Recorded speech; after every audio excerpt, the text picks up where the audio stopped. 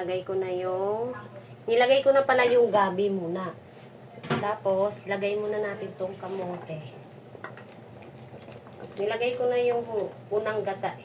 Ay, pangalawang piga pala. So, nilagay ko na yung gabi yung kamote. Dadagdagan ko yung gata ko. Meron naman akong sa pouch. So, ayan na siya mga bi. Kaya siya nag-red kasi yung panot siya. Ano ba yun? Yung sugar na buo. Panot siya. Ayan, nilagay na natin yung... Meron siyang madami yung malagkit niya.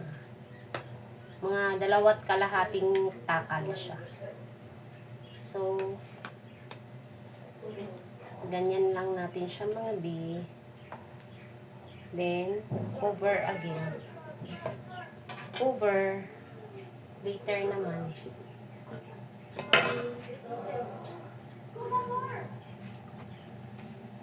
Then, pag kumulo na yan, ay ma-okay na yan, ilagay na natin yung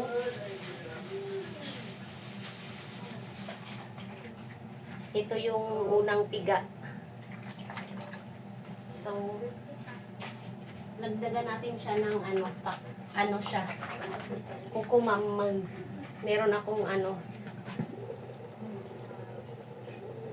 andyan na yung saging, ilalagay natin maya. Halu-haluin lang natin kasi madikit-dikit yung yung malagkit ba. Tagal niluto to, tagal no. Super duper tagal siya.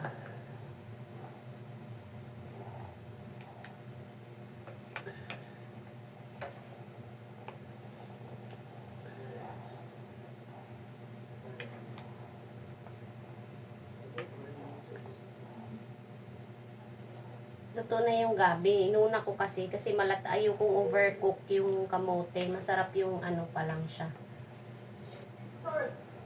Then yung langka at saka saging, isabay na natin siya at saka yung nyug talaga na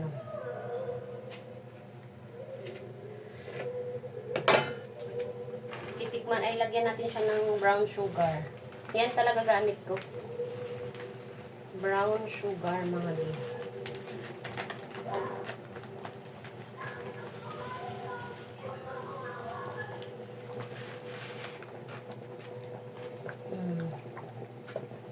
Diba?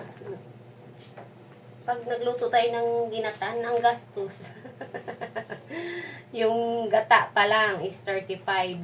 Tapos, 40 yata yung kukuman, mama. Tapos yung kamote, yung gabi, yung malagkit, yung langka ko may furnace, sobrang mahal noon. Isang buo yun, 300 ay yung kalahating langka na yun.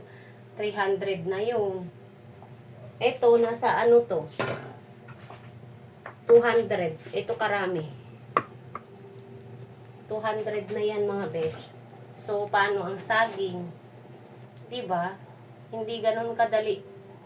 Hindi basta-basta. Pero nung sa bukid, nako yung libre lahat, diba? Asukal lang.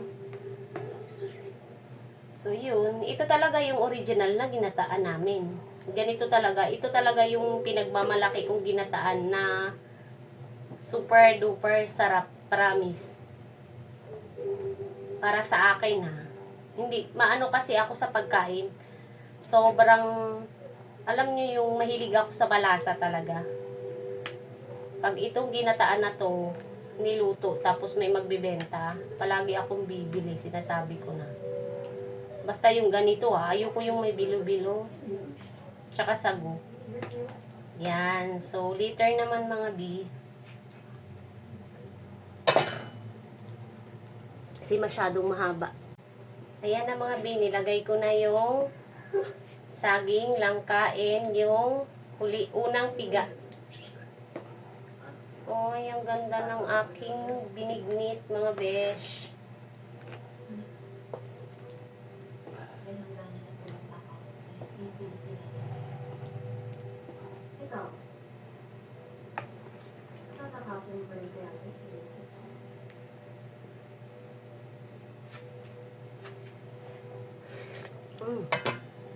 Perfect. Lagay na natin tong kalahating kilo.